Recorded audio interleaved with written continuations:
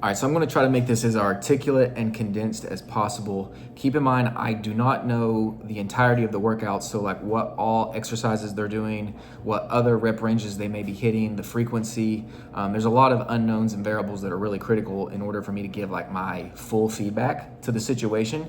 So all I know at this point from the question is doing a 3-rep max okay to be doing when you're in a sport of another season? Okay, so like in this case, Gavin being in basketball season, training heavy for football. The answer is yes, that's perfectly fine.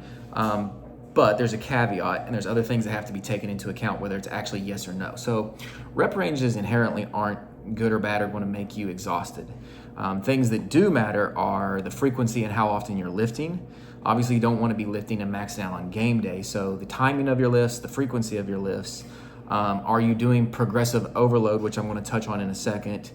And honestly, what's the total volume of your workout? So like volume is weight times sets times reps.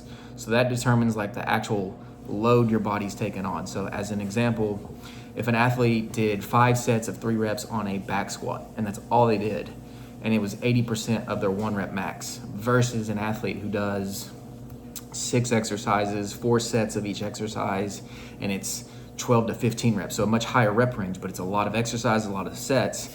That's actually a lot more volume than the first person who just went heavy for 1 exercise.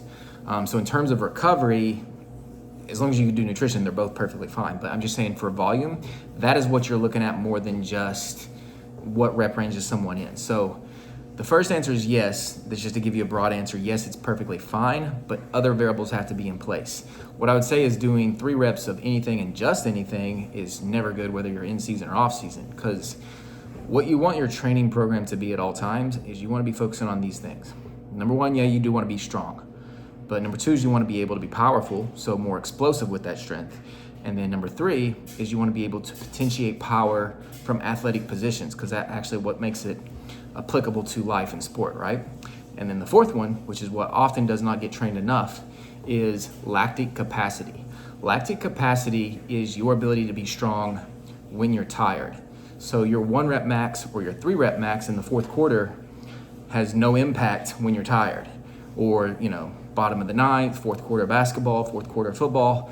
Lactic capacity, the ability to be strong when you're tired, that's another endeavor of training that has to be incorporated. So 3 reps is fine to hit. It's just, what does the rest of the workout look like? Are you training explosive?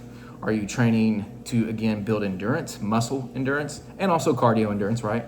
Are you training to potentiate power from athletic positions? Meaning, can you do a heavy squat and then a box squat and then a 3/4 squat, and then doing different rep ranges with that? That's what ultimately determines, is this a good product, or is this a good program or not? So the short answer, as I continue to say, is yes, it's okay, but I don't know what the other variables are to tell you, like, is this the full program and workout that they should be doing? I did make a couple notes, and I want to make sure I don't forget anything. So progressive overload, though.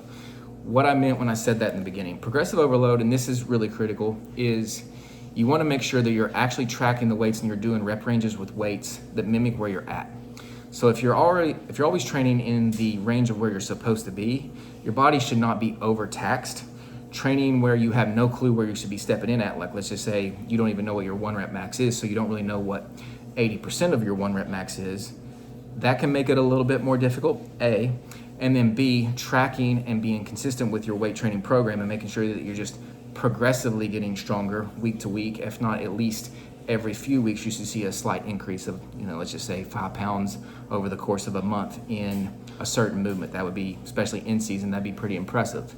Are you recovering properly with nutrition, but also with like good sleep? Are you stretching? Are you doing range of motion, other mobility exercises?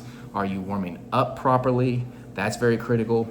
The biggest fear, and fear might not be the right word, but we're going to roll with it. The biggest thing you have to look out for when you're lifting heavy, 1-rep max, 3-rep max, 5 reps, whatever, is injury. Because you're going to strain your muscles in a different way than if you were probably doing 12 reps and you had a little bit left in the tank. So proper warm-up, proper nutrition recovery so that you don't step into the next day, or maybe it's practice after you lifted, maybe it's a game after you lifted later in the week.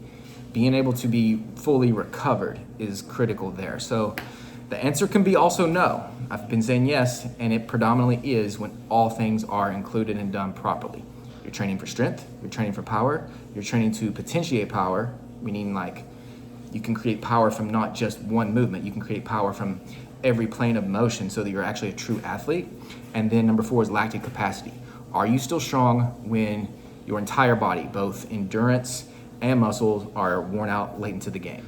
That's what you're training for, and every workout should include that. So you shouldn't just be training for high reps just because you're out of season or in season, and you shouldn't just be doing all strength based when it's off season. Like the rep ranges don't really change that much from in season to off season. What changes is your volume, which means how many exercises you're doing, how many sets and reps, or excuse me, not reps, sets you're doing. So exercises, sets, and then recovery protocols just get way more serious. So if you're constantly in season, because you're a 3-sport athlete, that's perfectly fine, but you just want to make sure that you're going to be a little bit more important with your nutrition with that. I'm a big believer in playing multi-sports, and I'm a big believer in lifting year-round, regardless of the sports you play, how many sports you play. You should always be lifting. Maybe take a week off, when the season's over with, just to give your body some recovery, do some deep tissue massage, something like that. But always be lifting, always be getting stronger. When you're not lifting, that's actually when you're setting yourself up for a more likeliness to be injured. Football, baseball, basketball, it doesn't matter. So train year round, weights and going heavy and trying to always progress, or at least hold that line of where you were. That's really important. But again, the factors that matter is what's the full structure of the workout. Are you training for strength, power, potentiate power, lactic capacity? I'm repeating this because I'm consolidating the video and I just want it to really stick. And then progressive overload. Are you actually progressively training in a structured manner week to week, so that what you do next week is based off what you did this week, and what you're doing this week is based off what you did last week? That's how you get your information if you know you're on the right path, okay?